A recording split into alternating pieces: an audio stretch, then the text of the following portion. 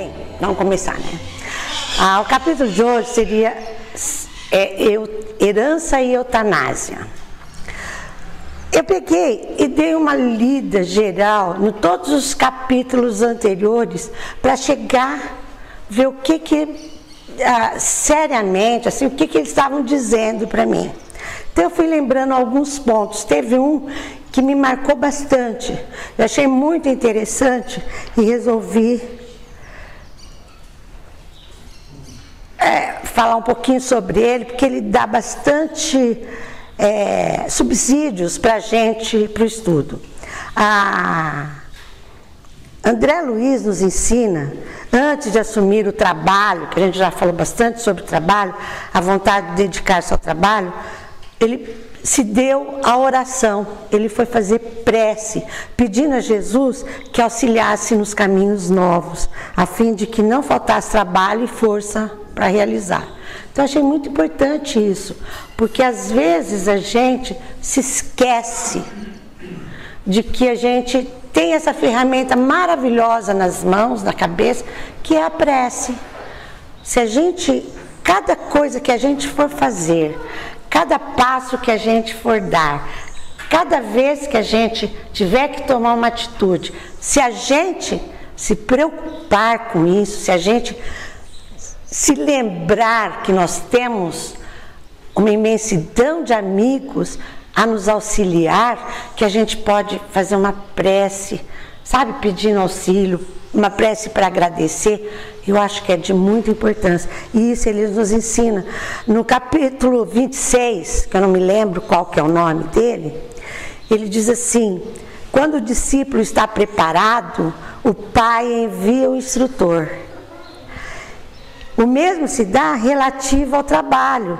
Quando o servidor está pronto, o trabalho aparece. Isso é de grande importância para nós aprendermos.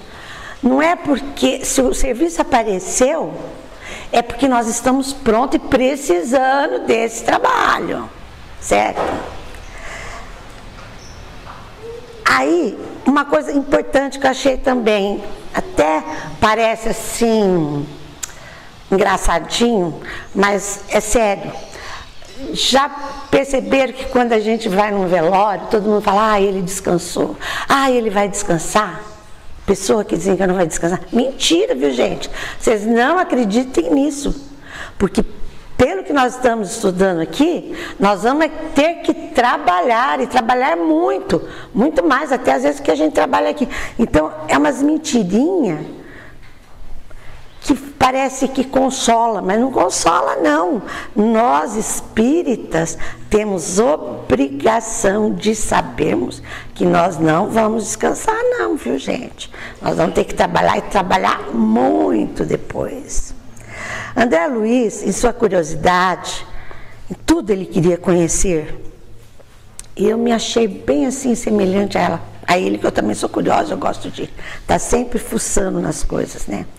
Teve uma lição que nos mostra claramente ao receber a aventura do trabalho. Mas o coração sempre entoava hinos de alegria. Trabalhar, quando a gente trabalha, a gente tem que trabalhar com amor, com alegria, senão não vale a pena. Se for um trabalho que a gente vai fazer sacrificado, chorando, reclamando, esse trabalho não vale a pena, né? E assim ele tomou conhecimento de diversos acontecimentos, diversos enfermos espirituais ali, inclusive aquele último que a Cidinha falou aqui, do seu Francisco, se não me engano, né? Então, e uma coisa importante que ele tomou conhecimento também, que eu achei também muito interessante para nós, que está nos capítulos anteriores, foi a formação da família espiritual que ele teve lá, com a dona Laura e com o Lisias. Gente, nós temos uma família aqui, de sangue, que a gente dá tanta importância, a gente luta por eles, a gente, né? É a coisa mais importante, vamos ser sinceros, a coisa mais importante da vida da gente aqui é a nossa família. Aí, de repente, um vai embora. E a gente fica, morrendo de saudade, morrendo de tristeza, sentindo dores pela partida dele. Ou a gente que vai embora. Só que do lado de lá, nós vamos encontrar outros irmãos como nós somos todos aqui, porque nós somos todos filhos de um pai só, que vamos formar nova família. Então nós não temos que ficar triste por aqueles nossos entes queridos que partiram. Isso aqui me deu um alento muito grande em relação à minha mãe e meus irmãos, porque todos já se foram. E eu fiquei sozinha, eu sou a única. Aí eu falei, mas peraí, por que eu vou ficar triste por eles terem ido? Não, eles estão lá e já devem ter formado novas famílias espirituais. Então eu achei muito importante isso aqui.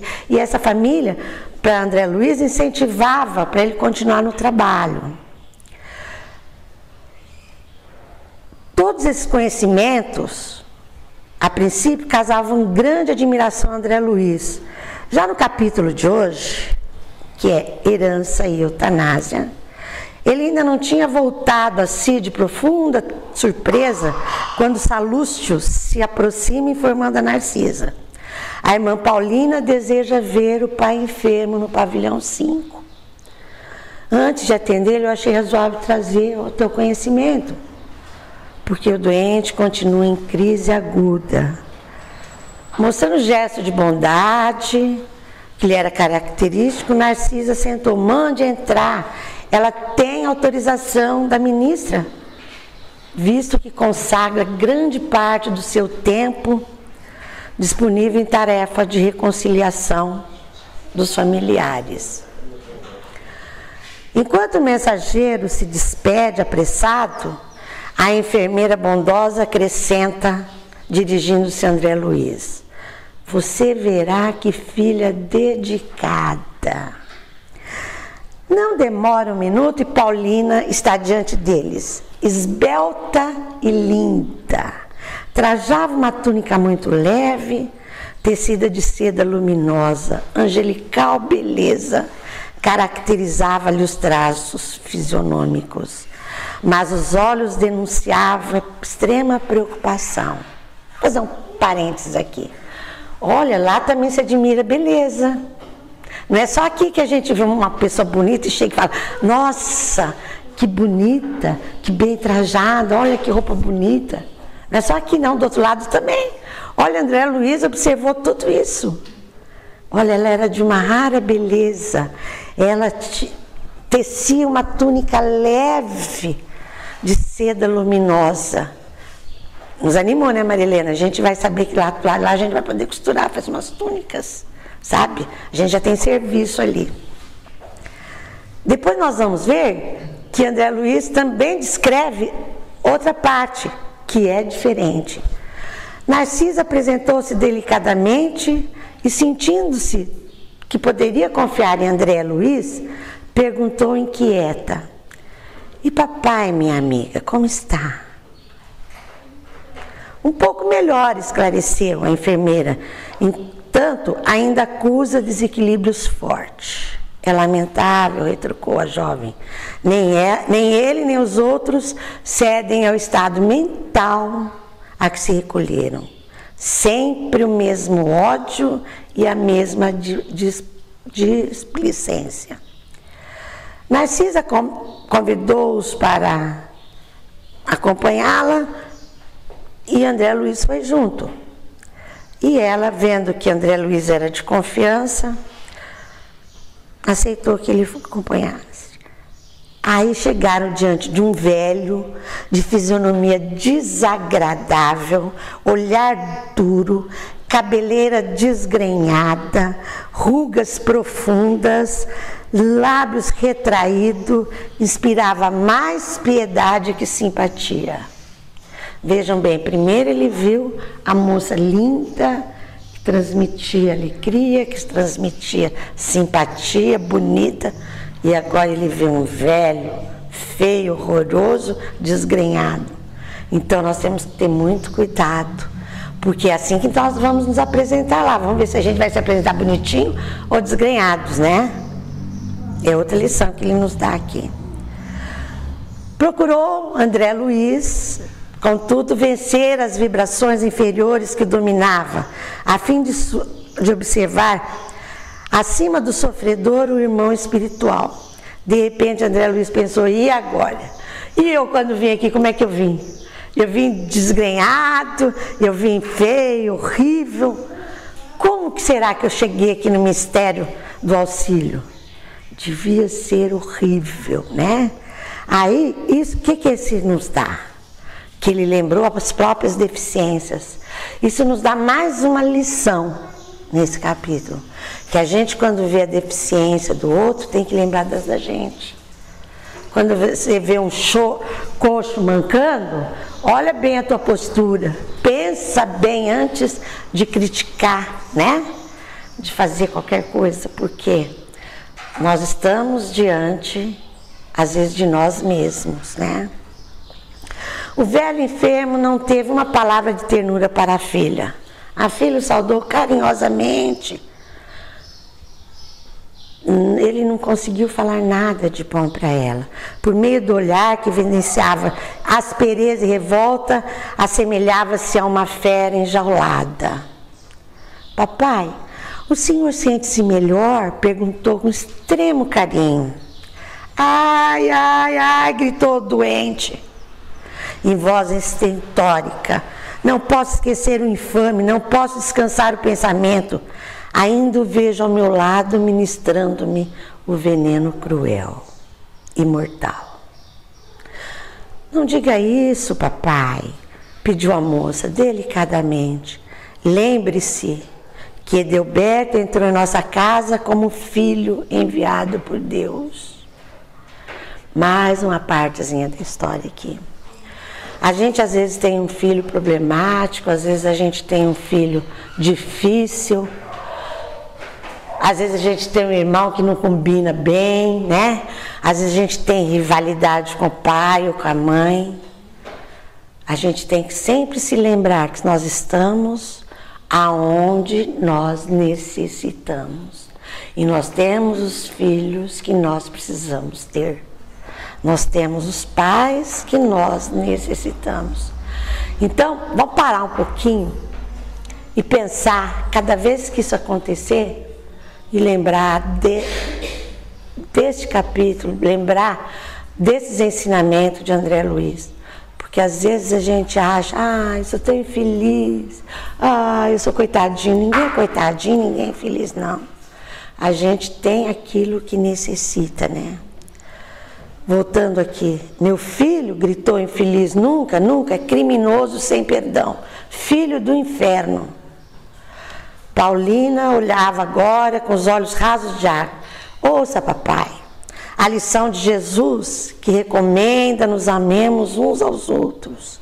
Atravessamos experiências consanguíneas na terra para adquirir o verdadeiro amor espiritual.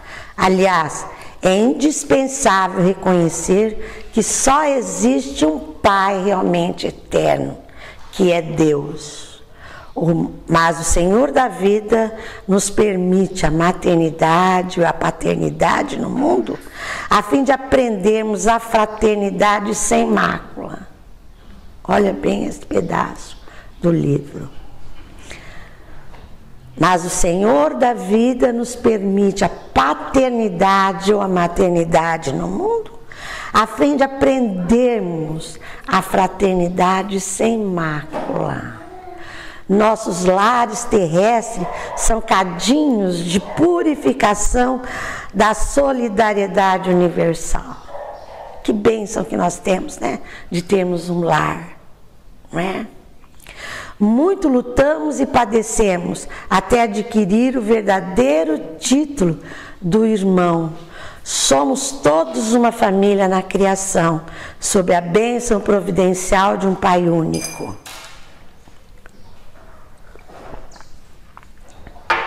Ouvindo-lhe a voz muito meiga, o doente se pôs a chorar convulsivamente.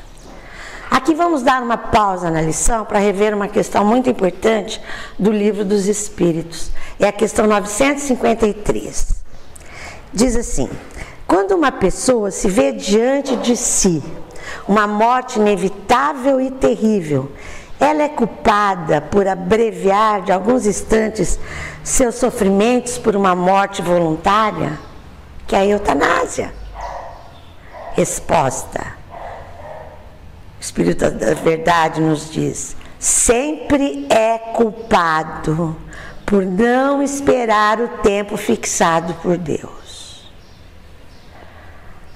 Aliás, se está bem certo de que esse termo chegou, malgrado as aparências, e que não pode receber um socorro inesperado no último momento, é sempre uma falta de resignação e de submissão à verdade do Cristo.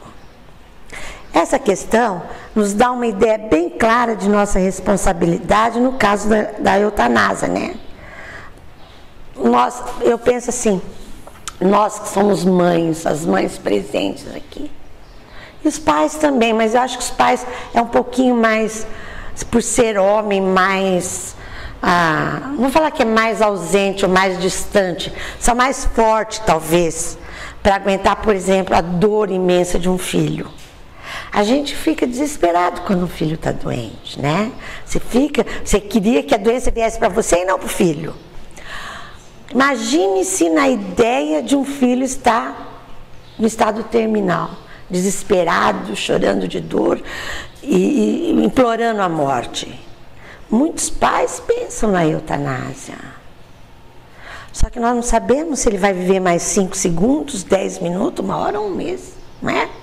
Então, isso aqui nos causará muito maléficos a nós mesmos, a quem está praticando a eutanásia, porque ele está tirando a vida de alguém. E maléfico também a quem está sendo eutanasiado, não sei se existe esse termo, mas quem está desencarnando proveniente disso. O que aconteceu com esse senhor, pai da Paulínia? A revolta. Quer dizer, é uma coisa que nós espíritas, nós que cremos, não pode nem passar pela nossa cabeça uma coisa dessa, não é?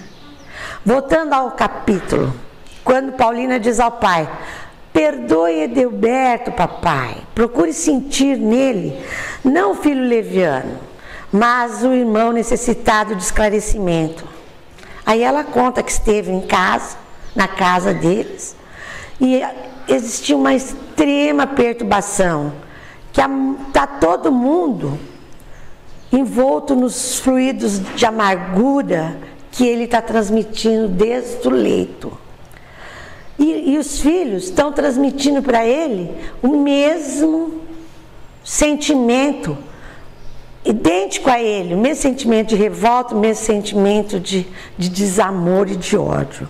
O pensamento de vibrações sutis, ela diz, alcança o alvo, por mais distante que esteja.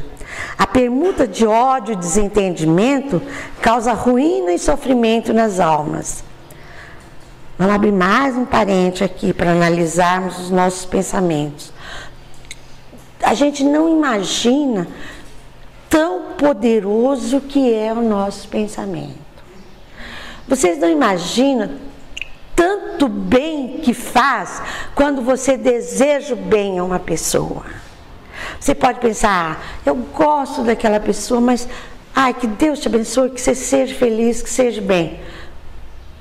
Se você está pensando isso de coração, você está vibrando bem, isso vai fazer um bem danado para aquela pessoa. E em contrapartida, se você pensa, essa pessoa ao mesmo jeito vai fazer mal a essa pessoa. E não é só aqui entre nós que existe essa troca entre nós e aqueles que já se foram.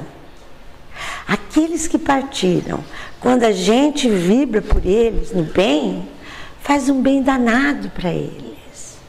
E quando a gente vibra com revolta, faz um bem mal danado também. Então, a gente tem que pensar, sabe? Bem seriamente, quando a gente for emitir um pensamento a favor de alguém. Pô, será que é uma mão só que vai? Será que não é uma mão de ida e volta?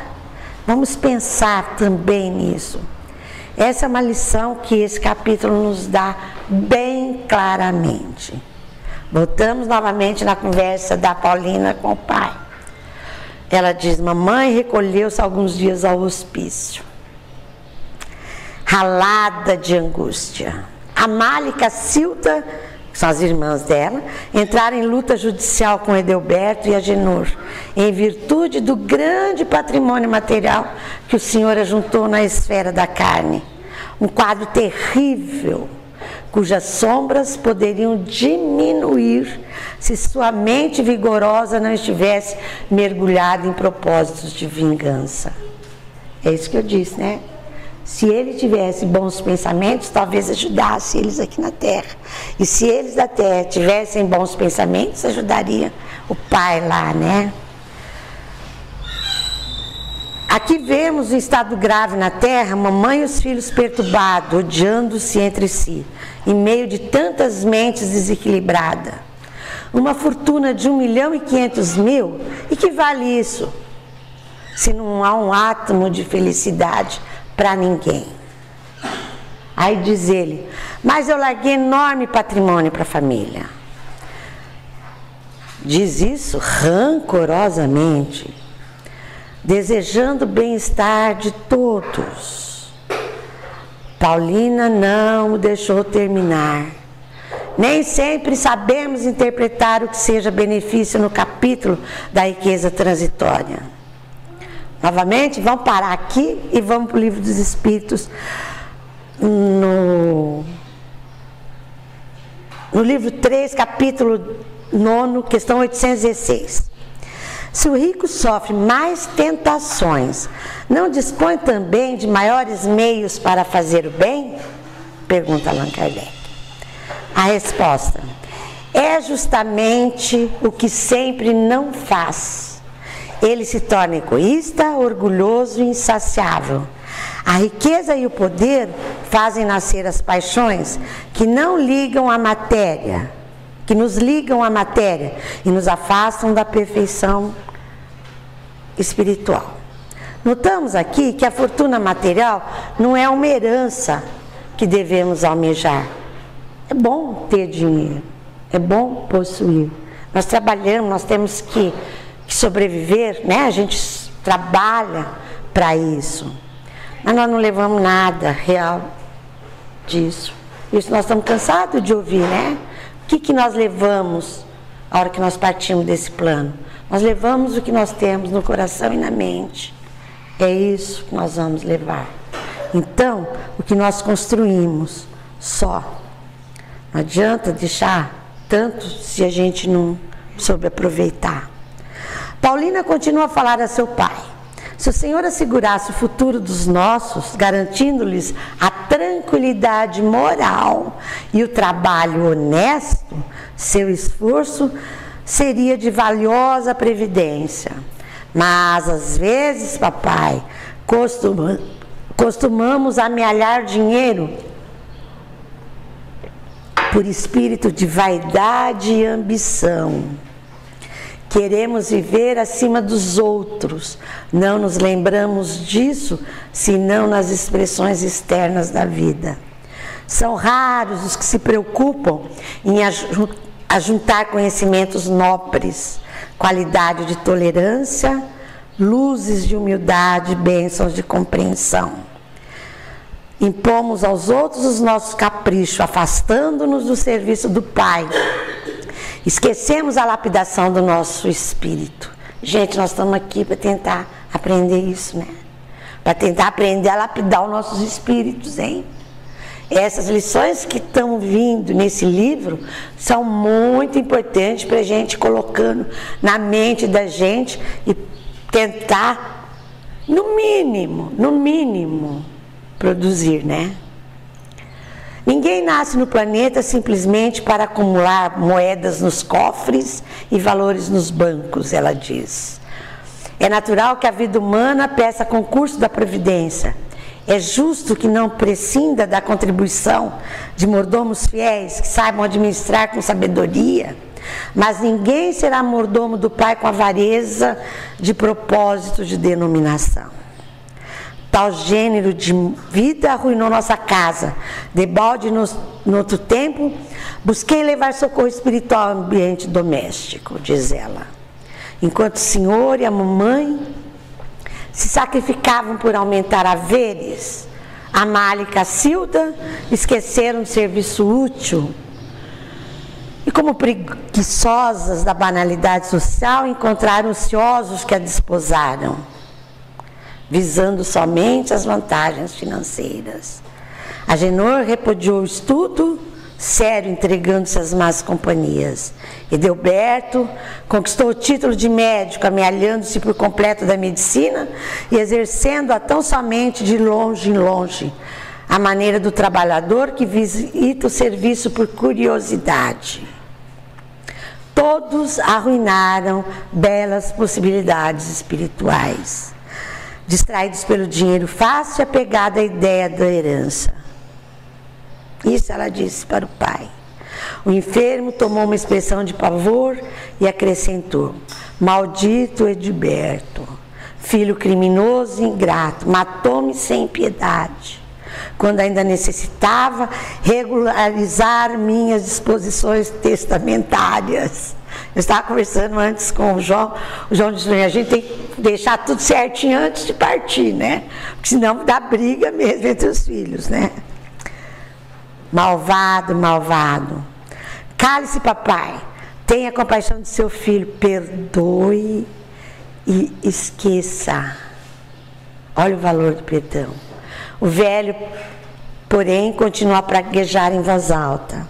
A jovem preparava-se para discutir, mas Narcisa endereçou-lhe um olhar compreensivo e pediu para outro vir socorrer o doente. E Paulina calou-se, acariciando a testa fraterna do pai e, a muito custo, retendo as lágrimas. E saiu em forte impressão. As duas amigas trocaram confidência ainda por alguns minutos, despedindo-se. Aí Narcisa volta para André Luiz e explica: os casos de herança, em regra, são extremamente complicados.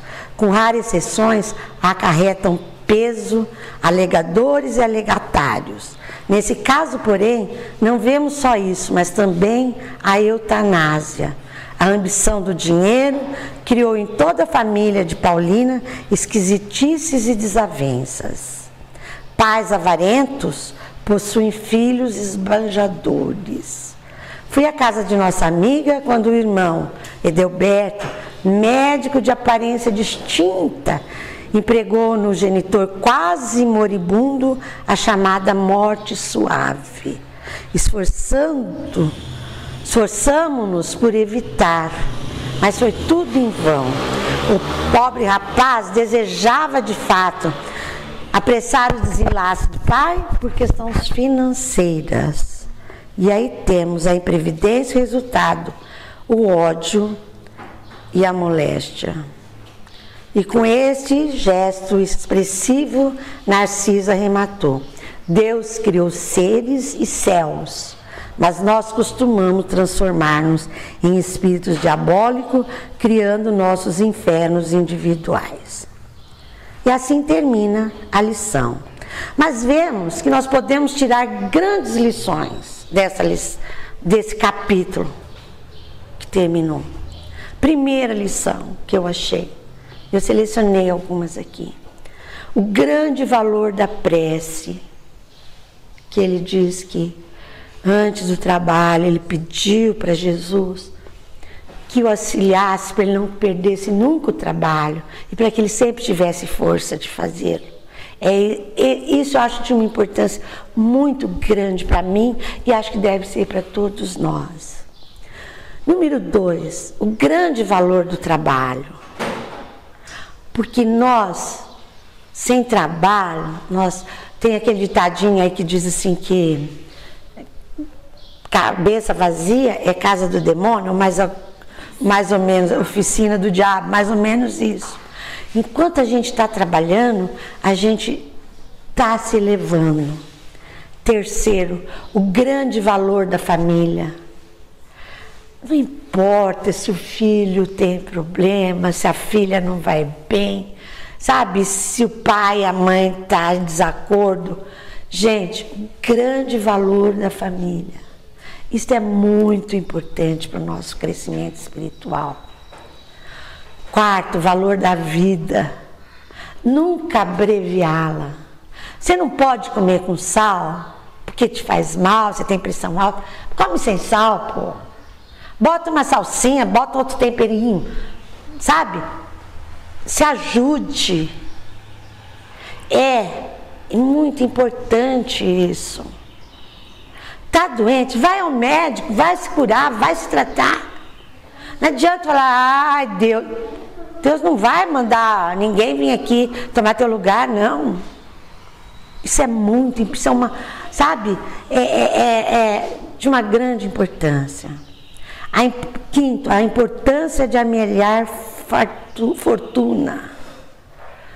Gente, eu acho que não deve ser ruim ser rico, não. Eu nunca fui. Pelo menos nessa encarnação ainda não fui. Mas a maior fortuna que a gente pode amelhar é a fortuna do que nós somos, do que nós vamos ser, do que nós podemos levar. E sexto, a grande valor sabermos amar nossos filhos, dando valores morais, que é o muito mais importante. Esses 6 tópicos foi que eu encontrei nesse capítulo. E que Jesus abençoe-nos a todos, que nós possamos cada dia mais aprender um pouquinho. E no próximo domingo teremos uma grande lição com nosso irmão Douglas. Obrigada.